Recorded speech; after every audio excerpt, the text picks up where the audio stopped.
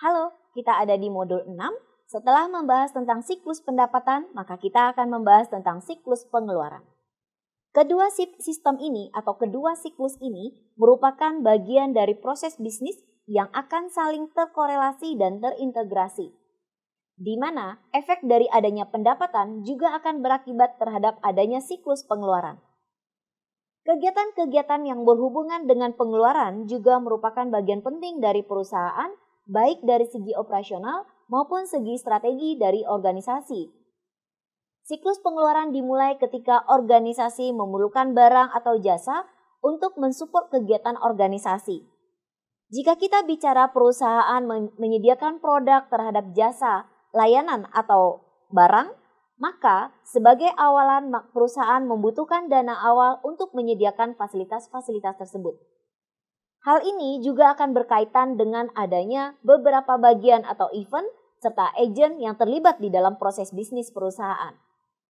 Siklus pengeluaran secara umum bisa terjadi dengan dua hal.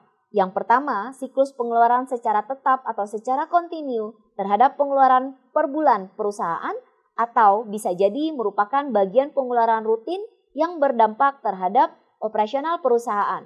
Seperti penyediaan alat tulis kantor, kemudian penyediaan alat-alat yang akan dijual kepada pelanggan.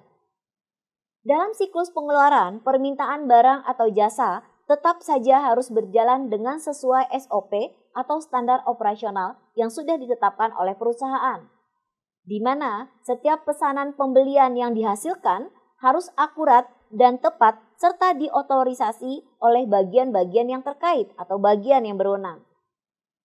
Barang yang dikirim harus diperiksa terlebih dahulu untuk meminimalisasi atau menghindari adanya komplainan-komplainan terhadap ketersediaan barang yang sudah dikirimkan kepada konsumen.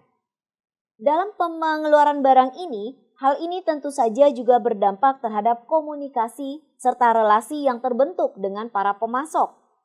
Perlunya kita memastikan barang-barang yang dipasok di gudang sesuai dengan keinginan konsumen serta jauh dari segala macam kecacatan yang akan menimbulkan ketidakpuasan dari para konsumen.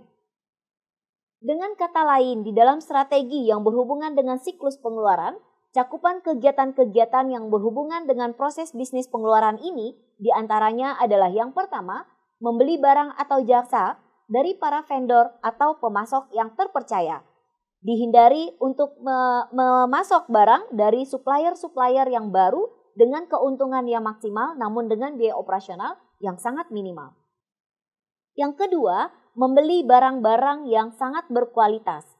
Artinya, untuk memenuhi salah satu kewajiban organisasi dalam memuaskan kebutuhan pelanggan, maka perusahaan harus memastikan mutu dan kualitas barang sesuai dengan apa yang dibeli atau dikeluarkan oleh konsumen.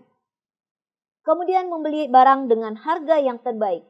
Semua perusahaan membutuhkan pendapatan yang sangat tinggi. Namun, jika itu disesuaikan dengan kualitas barang, maka hal ini dapat berjalan dengan baik, makanya perusahaan perlu memfilter barang-barang yang masuk ke perusahaan.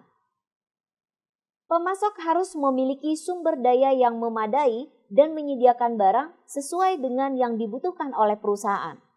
Perusahaan diminta menghindari pemasok-pemasok dengan keuntungan yang besar, namun tidak selalu ready pada saat perusahaan membutuhkan barang dalam jumlah yang sangat besar. Berikutnya, perlu mengawasi barang yang diterima agar tidak hilang, tidak dicuri, atau rusak sehingga butuh tempat penyimpanan yang sesuai serta pencatatan yang sangat sesuai dengan apa yang diterima. Perlu adanya monitoring dan kontrol terhadap barang yang diterima, kemudian barang yang dikeluarkan kepada konsumen. Berikutnya, mengawasi barang yang diterima tersebut dan menerima barang dengan jumlah yang sesuai dengan pesanan.